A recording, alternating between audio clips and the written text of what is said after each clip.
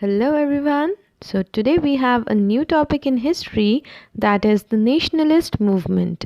So what do you know about nationalism?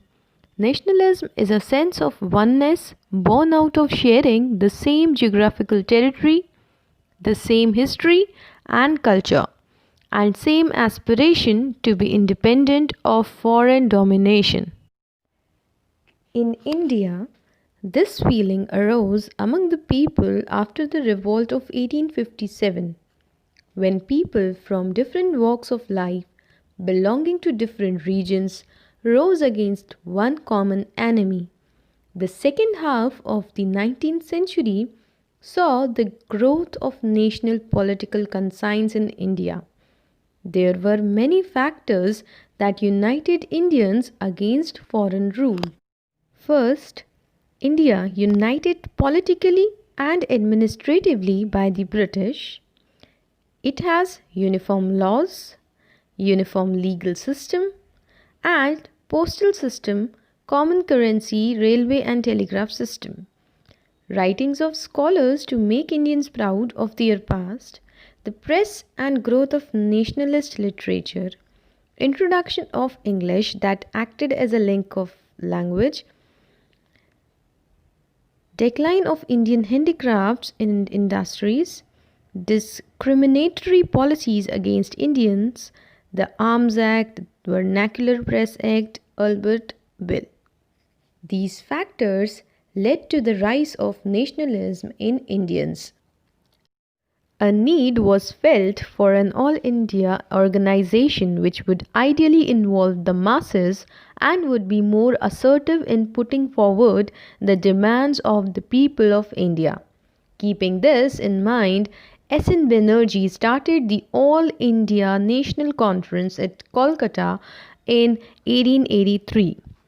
In 1885, A.O. Hume, a retired British civil servant, along with some important national leaders, set up a political party, Indian National Congress.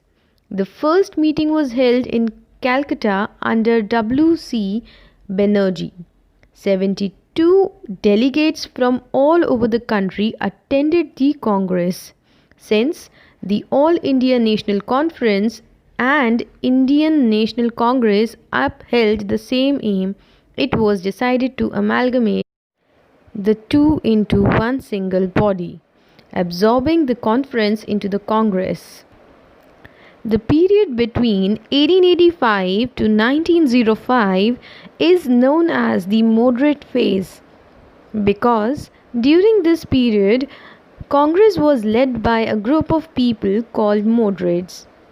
The methods used by moderates to get their aims achieved were the press, persuasion, petition, and prayers. But by the beginning of 20th century, a new group called radicals or militant nationalists emerged. They resorted to a radical way of political agitation and demanded Swaraj or freedom from British rule. Lord Curzon partitioned Bengal in 1905 on the pretext of administrative convenience, but the main reason behind the partition was to weaken the nationalist movement. After the partition of Bengal, Swadeshi and boycott movements were launched, heaps of foreign goods were burnt in public places, and shops selling foreign goods were picketed. Revolutionaries were the group of people who believed in the violent means of achieving independence.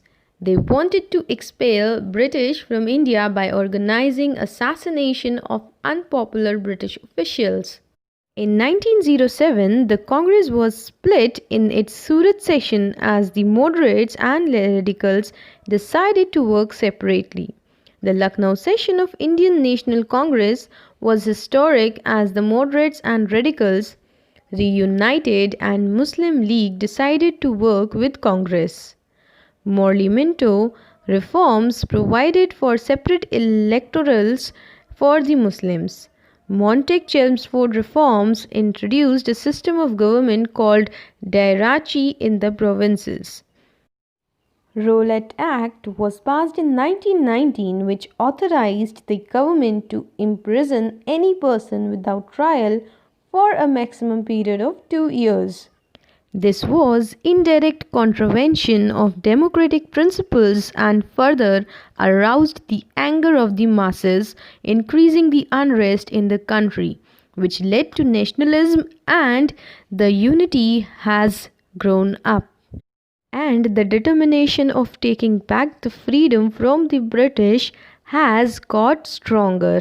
So that's all for today. I hope that the chapter is clear to you all. Till then, thank you, students.